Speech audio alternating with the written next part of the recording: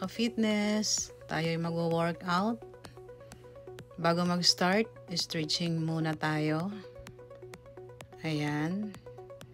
As you can see, ito, ginagawa ko ay stretching pa yan. Para hindi manakit ang ating mga kasukasuan. Hindi siya mabigla. Ganyan, marami yung stretching ang ginawa ko guys kasi para hindi mabigla yung ating muscle. Ayan, ganun din sa ating shoulder. Ikot-ikutin natin, ganyan, para hindi siya manakit mamaya after mag-workout. Okay, let's begin. Ito na siya. Mag-start na tayo. Ito ay kettlebell. Pag may kettlebell ka, ganyan lang. Iikot mo lang yung kettlebell. Kahit anong, pwede rin siyang dumbbell pag mayroon kayong dumbbell. Ayan. Ang ginawa ko dito ay 20 repetition. Ayan. Then sa other side din, ganon.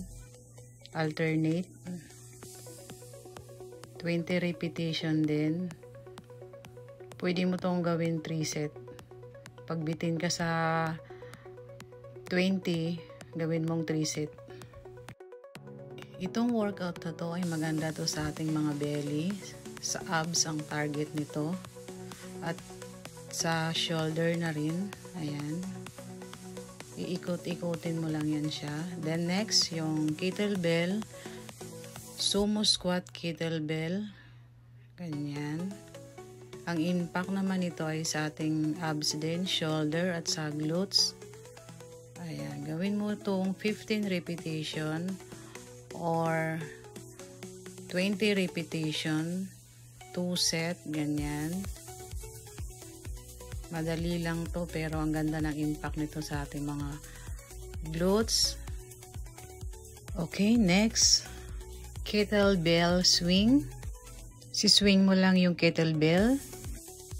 Pwedeng 2 hands ang gawin mo.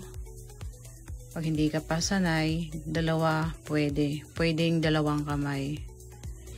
Pero pag sanay ka na, pwede isa lang na hands ang gamit mo.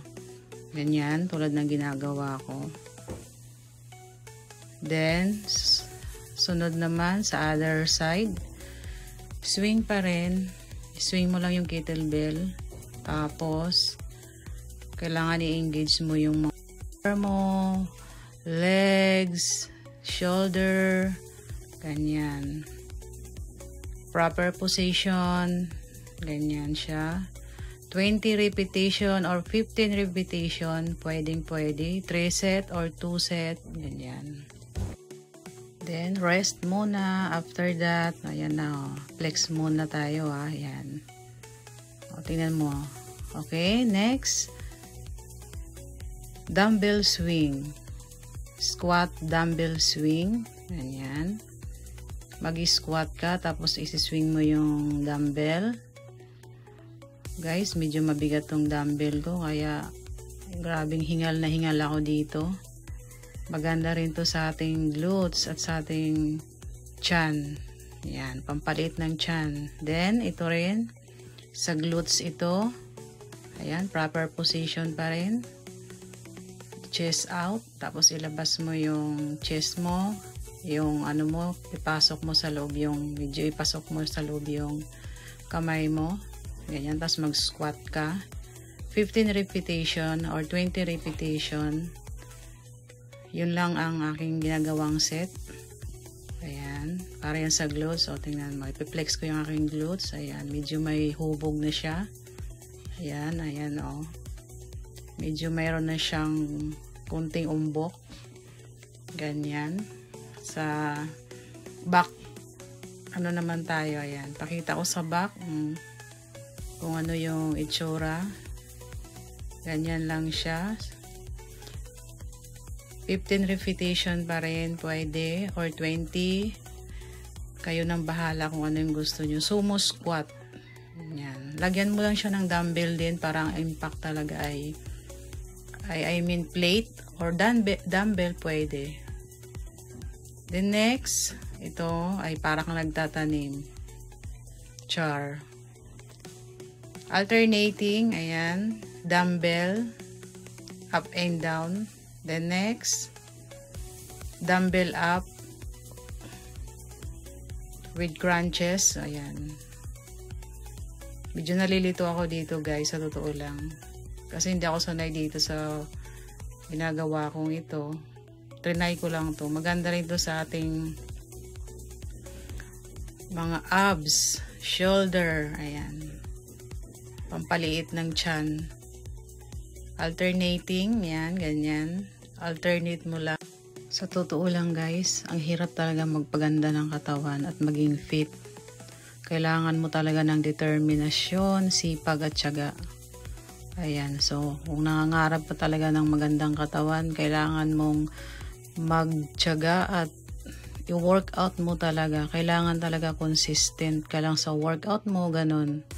Para kay crush, diba? Charot, o yung mga single dyan, kailangan magpa-fit. Ganun lang. Kailangan mo magtiyaga, mag-workout. Then, ayan. Pahinga na naman. Ayan. Flex na naman tayo. Ayan. Ayan. Ganyan lang. Proud na proud ako guys dahil talagang na-achieve ko kahit papano yung gusto kong katawan. Next, ito naman ay tinatawag kong step back with high knees. Ayan. Tataas mo lang yung knees mo. Pati yung shoulder mo.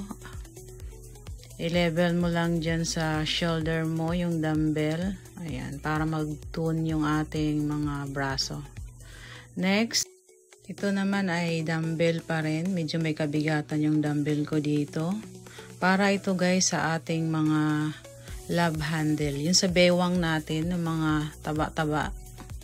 Ang hirap talaga niyan tanggalin. Ayan. Ganyan ang workout ko pang tanggal ng taba sa ating side. Sa ating love handle na tinatawag. Ganyan lang, side crunch. Ayan. Medyo mabigat. Ika-crunch mo lang pa side. Ayan. 20 or 15 repetition, 2 set. Nasa yun na. Kayo na yung bahala. Then, other side din. Kung ano yung count mo dun sa kabilang side mo kanina, ganon din ang gagawin mo ngayon dito. Ganyan din. Okay, so ayan, malapit na tayo matapos. Ganyan lang, kailangan magtiyaga at magtiis para ma-achieve yung mga body goals na tinatawag. Okay, yun lang. So, kailangan lang talaga tuloy-tuloy lang hanggang matapos ang ating repetition. Ayan. Ay, ewan ko ba guys, kung saka naman ako nagkaroon ng edad, saka naman ako naging conscious sa aking katawan. Nahiligan ko na lang siya guys. So, ayan. Flex na naman tayo uli. O, diba? Kahit pa paano may pagbabago, diba? O, see? O, kita nyo naman, diba? O. Next, rubber resistance. Upo ka lang sa upuan, pwede. Or any, kung gusto mo, pwede ka rin tumayo, ganyan. Ako, umupo na ako guys, para hindi mahirap. Ayan, papakita ko sa inyo kung ano yung madaling paraan ng pagpalaki ng ating mga balakang. Ganyan. Pag sa, sa gym mo to ginawa, yung hip adduction na machine. Pag sa bahay naman na workout, resistance band lang, pwede na. Ayan. Pero kailangan lang talaga ay maraming repetition para mag-work. Ayan. Kailangan mo lang siya in and out yung inyong legs. Tapos umupo ka lang sa upuan. Chest out. Ang target nito ay ang ating mga balakang. Ayan. Para pag nakita in front view, maganda yung hugis ng inyong balakang. Ayan. Tuloy-tuloy lang. Ang ginawa ko dito ay 20 repetition, 3 ulit, 3 set.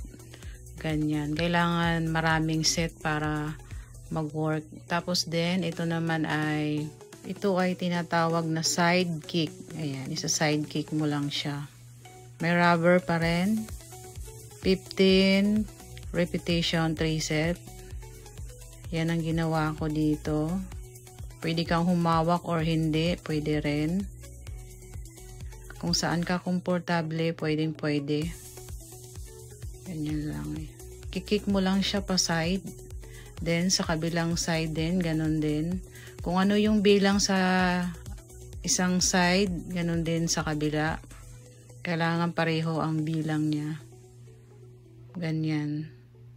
So, dito na natatapos ang ating workout. Thank you for watching mga guys. Till my next upload. Salamat. God bless everyone.